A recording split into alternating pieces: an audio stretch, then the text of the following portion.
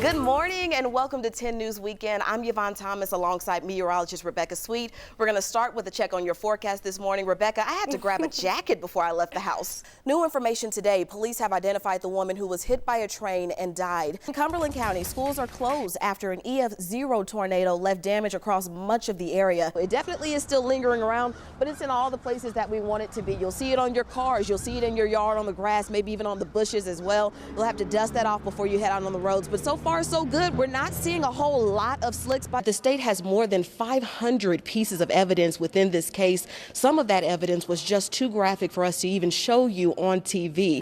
The time is now 6:16. Let's get another check of your forecast. Rebecca, is today a good day to plan events inside or outdoors? You may want to be on your best behavior during meetings today. Psychology experts now say that certain facial expressions could actually be hurting your career.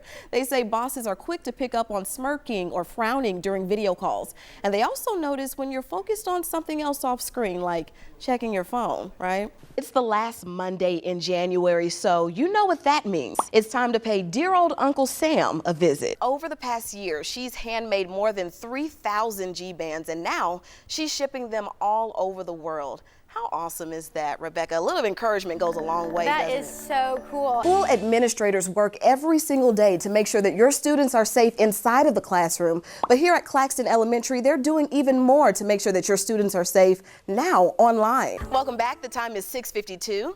Now, there are a few things that Knoxville is known for. Football, the Sun Sphere, and wiener dogs running as fast as possible at an Ice Bears game on the ice.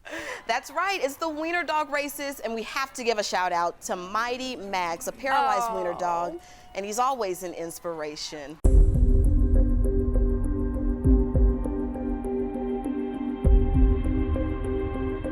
As we continue conversations about race and policing, we sat down with 5 black police officers in Knoxville to learn a new perspective. What it's like to be black and blue. Amid nationwide calls for justice, equality, and police reform, there is still a deep rift between police and the black community. And these 5 officers are stuck in the middle.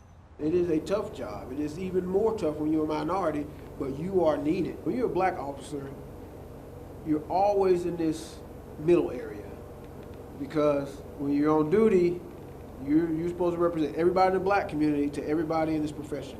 And when you're off duty, the same thing happens. You're representing every officer, every good, bad, sideways interaction. You're representing that. Yeah, it's always a double-edged sword. I remember down in West Knoxville, I pulled an elderly, older white gentleman over.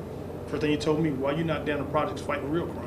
I was at a store, I don't even remember which one, but the guy kept following me around. No matter what I did, I was in plain clothes.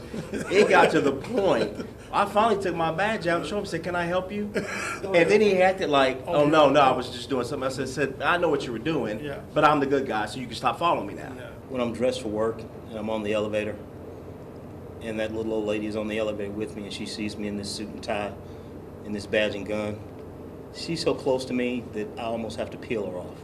But when I'm on the elevator like this, I can see the fear in her face.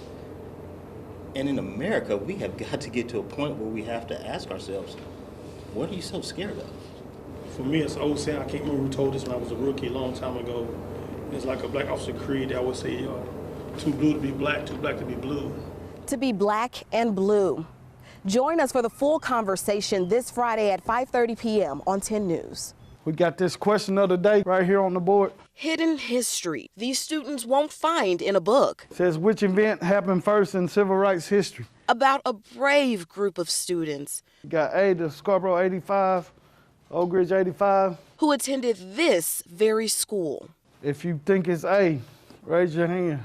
Robertsville has a great history, has a rich history. More than 65 years ago, the Oak Ridge 85 paved the way as the first to integrate a public school system in our state. Nearly half of those students attended then Robertsville Junior High. This is a part of our history and our school's history that is so important, but it has also been put in the shadows. Unlike the Little Rock 9 or Ruby Bridges, they were left out of school textbooks. And contrary to the Clinton 12, many in Tennessee have likely never heard of the 85 until now. It's a secret. I've been working in this district for a long time, and I didn't know about it until very recently, within the last couple of years, and that's a shame. Inside the secret city is a community named Scarborough. This predominantly black community looked a lot different in the 1940s, 50s, and 60s. The secret in Scarborough is out and playing inside classrooms across the school district in Oak Ridge. It gives you goosebumps, quite frankly, and it's made a huge difference for our community and our school system of bringing the story of these heroes to the forefront. It's a small piece of a bigger project set to launch at the end of this school year. I've been asked to create a course that will teach about the desegregation movement in Oak Ridge schools. For now, the new course in Oak Ridge will teach middle and high school students about desegregation and black history in East Tennessee, both in class and online. The next challenge is actually petitioning the state school board to get this part of the social studies standards, which is the social studies standards are going to be under review in 2022, I believe. They were very brave young people. Remember, they were anywhere from 12 to 18 years of age. Giving students a chance to learn as historic wounds heal and legacy lives. Whoa! Whoa! 4-year-old Cooper is full of spirit and spunk. He's always ready to play, up for fun things. And he always gets excited when there's toys in, and he likes to bring his own. That makes him go fast.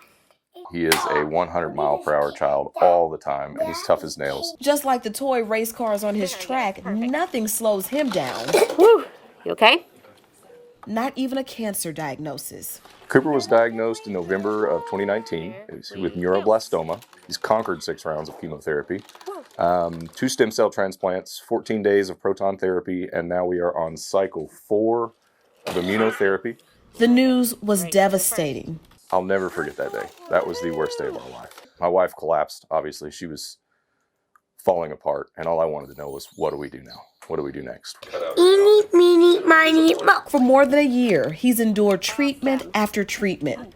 But for Cooper, the power of play helps him stay positive and decreases anxiety. Sometimes they have to go through hard procedures that might hurt or be scary, so I can help distract and help them understand why they're going through it and help them cope and get through the procedure. As Cooper keeps fighting, his family is by his side. To see him now, after everything he's gone through, we're very hopeful. Hopeful for healing and many, many more play days ahead. He's destined for greatness.